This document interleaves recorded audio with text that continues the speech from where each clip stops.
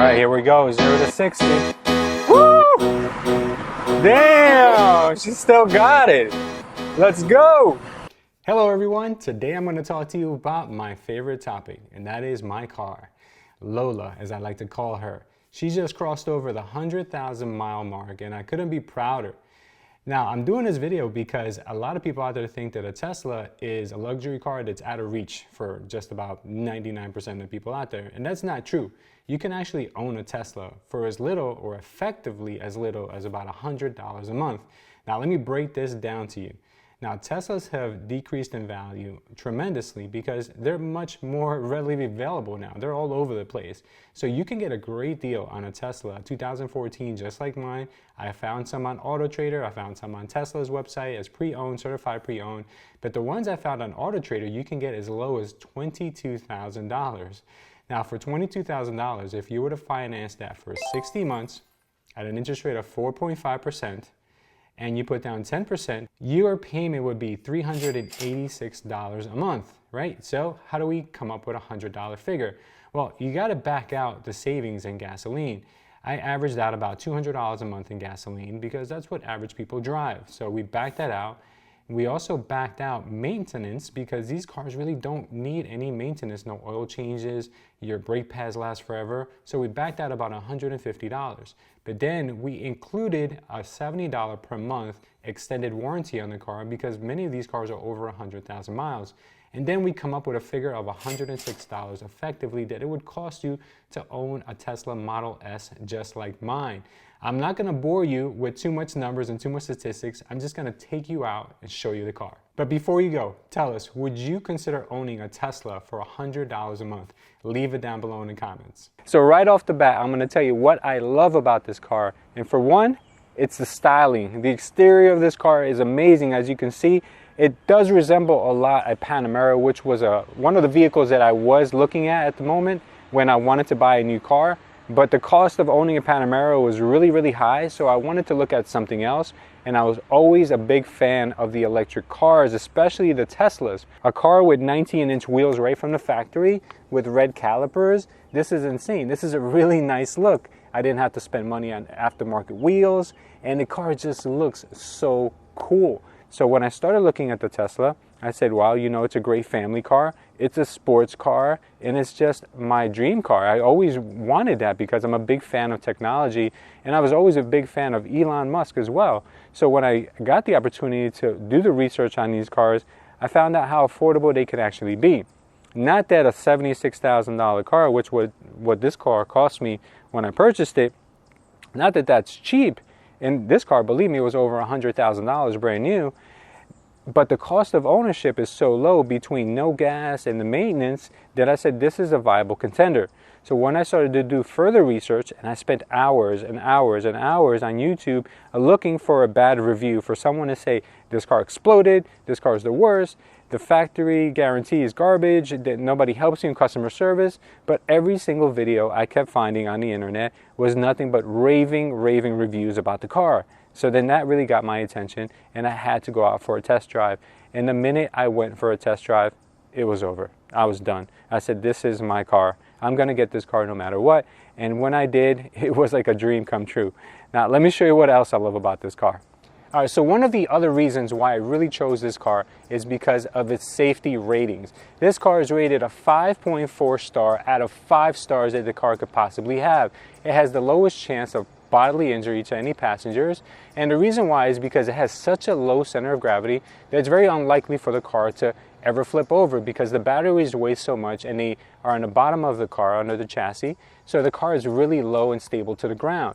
Now the second reason is because there is no engine in the car, so that gives it a lot of room for crumple zone. That means that the engine won't end up in the cabin and then hurt the passengers. And the other thing that I'm really happy about is that Elon has really stuck to this body style for a long time, and he hasn't made any major changes besides just the front. As you can see, the grille of the car is the only thing that has been changed. It has a little bit of a different look now. Before, the reason why they did this was because they wanted it to kind of resemble an intake, what a normal car would have. because they didn't want to be too different from what existing vehicles were. But once the car started to catch on and sales were starting to get really good, they just did away with the entire fake or faux looking grille where the intake or air intake would be, because now it looks more streamlined. So that's the only thing they've changed. But most people can't even tell what year it is, because you'd have to really be a Tesla enthusiast to figure out that they've made this change. Now we're going to cover the interior, but before we go inside, you can't help but notice these door handles. Now, I've been told plenty of times that this door handle is so James Bond. What happens when you open the car or you unlock the door is that the door handle pops out. Now, some people have said they've had problems with it. I personally have never had a problem with the door handles at all. They've never been lodged or anything like that. And their new vehicles, they don't have this door handle that pops out and goes back in flush after you close it. So now let's go ahead and check out the inside. So as you can see, the interior is beautiful in this car. At least to me, I love it. It has the carbon fiber. It has the tan leather with the suede inserts on the seats. It's really just beautiful. The whole headliner, everything is suede. Now, Tesla doesn't use leather and suede anymore. They've gone to the vegan leather, which is probably a fancy way of saying synthetic leather, and it's cheaper to put into the automobiles, which is fine. No one really cares. And if we don't have to kill any animals for leather, that'd be cool with me too. But as you can see, this car is just insanely beautiful. And we have the 17-inch console, the infotainment center, which is what really got my attention in this car in the very beginning. And they haven't had to update this thing ever since they've created it. They still use the 17-inch console in their new vehicles, the new Model S's and their Model X's. The other ones, the Model 3s, and the other ones are going to have a little bit of a different setup. But this infotainment center is very, very good. It doesn't lag. It doesn't have any issues. And what's great about it is that it's connected to the internet. So they send you updates to your car all the time. So this infotainment just keeps getting better and better with time. You also got the Romance, which allows you to have a wood-burning fireplace right in your car. There we go. You love that, don't you, little Sade? Woo! Man, break out the marshmallows. I'm not the only Model S review on the internet, I'm sure. But the reason why I'm doing this stuff and I'm letting you know is because I have over 100,000 miles on this car. And with that being said, all these things are still relevant until today. Like, these things are still very, very cool. This is by far the best navigation I've ever used in any car, and it just keeps getting better. The styling that they did on this car is still very beautiful even till today. So if you're thinking about buying a used Model S, and it's a 2014 or 15, they haven't really changed much. And some of the older models are actually even nicer because some of the colors have been discontinued and the interiors are actually very, really plush. You know, you may want to look at that. The other thing that I love about this car is that it has a huge sunroof, which I'll just show you. You can open the sunroof from here, and you can open it to any percentage you want. It doesn't have to be just open or closed. You have other options. You can even vent it out if you want, but right now we're just going to open it up to 75%. That's what it's programmed to. Got to add a little bit of oil on there. It's making a little noise, but it's not a big deal. You can open it up all the way if you want. You can keep opening it. If you want to go 100%, you can open this thing up 100%. Now we're here. We got all this open. The girls love this. When we do our birthday drive-bys, they pop their heads up out of there and they just have a blast. And the sound system that this car comes with is insane. I love it. It's really, let's see if we can find something. It's a good Scooby-Doo song. There we go.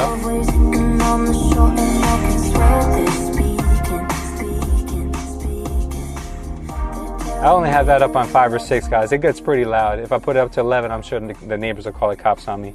So, insane. Love it, love it, love it. Now, let me show you the back seat. The back seat is actually very spacious. So if you're thinking about getting this because you have kids, you're going to like that. All right, Scooby, we'll be back in just a sec.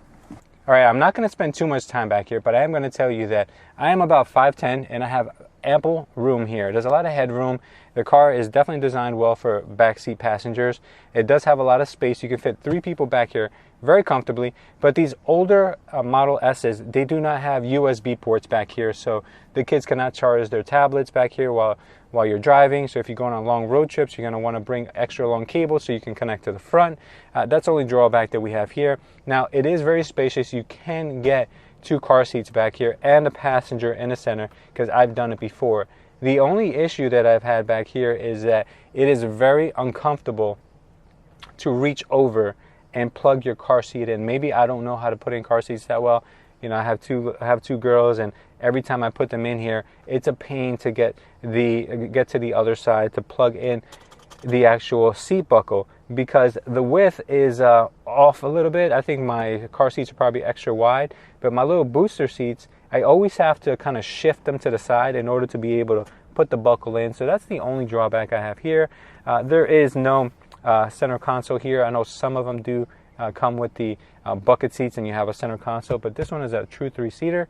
The other thing I like about it is that it folds completely down, so you can put anything you want back here. I've gotten so many things in this car, it's mind-boggling what things actually fit in this car. So let's go ahead and check out the trunk so I can show you how to do just that. Okay, so as you can see, this car is a hatchback, which is really cool because it looks like a sedan that wouldn't have a hatchback, but since it does, you can get so many things in back here. I've gotten patio furniture, I've gotten 2x4s, even though I promised I would not put any Home Depot stuff in here. Since I've owned this car for almost 5 years now, I've only had to change the brake pads, and not all of them, just the front brake pads, and I've changed the tires, and that's it. I haven't done anything else. You don't have to change the oil. There is no really moving parts. There's really nothing to fix. The only things that I've had to fix in this car were early on, a couple little things, but Tesla covered that. There hasn't been any problems with the batteries. There hasn't been any problems with the drivetrain. All the major things have been 100% perfect. I drive this car every day. I put a lot of mileage. We're over 106,000 miles now, and this car still runs like perfect. When I first got this car, supercharging was totally free. So that meant that I can go to any charging station and charge up as much as I want. Since then, Tesla has actually changed that, and any new Tesla owners actually have to pay to charge up. Now, if you guys want 1,000 free miles on your new Tesla, I'm going to leave a link down below in the description section where you can take advantage of Tesla's program where you can get 1,000 free miles with the purchase of your next Tesla. Now, if that's not awesome enough for you, Tesla has one of the best customer service programs ever. I mean, every time I've ever had an issue with this car, if there has ever been any issues, they always make me feel like I'm a VIP. They even come out and actually fix the car on the spot a lot of times. You don't even have to go anywhere. If you have issues, you call them up, they give you the next service appointment. If you have to bring it in, they sometimes give you a loaner, which is even better than your original car. That is insane. Okay, so now I'm going to tell you what I don't love about this car. Number one is that they did an update recently where they kind of wanted to make the car better, but I feel that they've made the car worse. Well, at least in my opinion, because if you gave me the option to change it, then it'd be perfect. But what they've done is that when you walk up to the car, the door automatically opens, but not really opens all the way like the newer models do, where it kind of feels like a chauffeur opened the door for you. It kind of just like pops out, and it's kind of like weird because it doesn't really open. It just unlocks and kind of like opens up a little bit.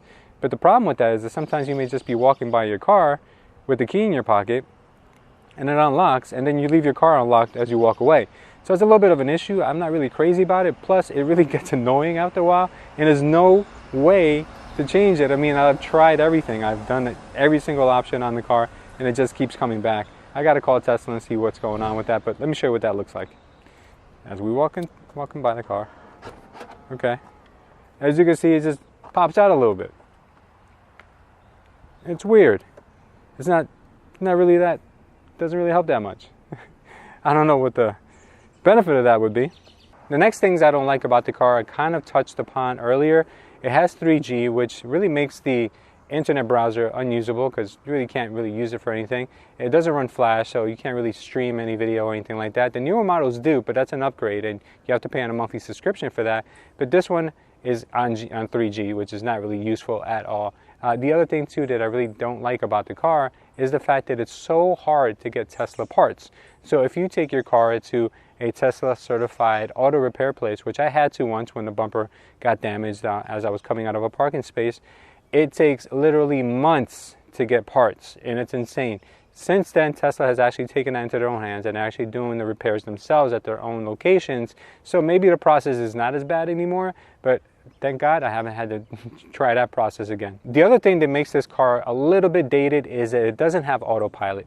Autopilot wasn't introduced into the later models of this year, of the 2014 edition. So if you're buying a 2014 or 15, just make sure you look to make sure it has that autopilot feature.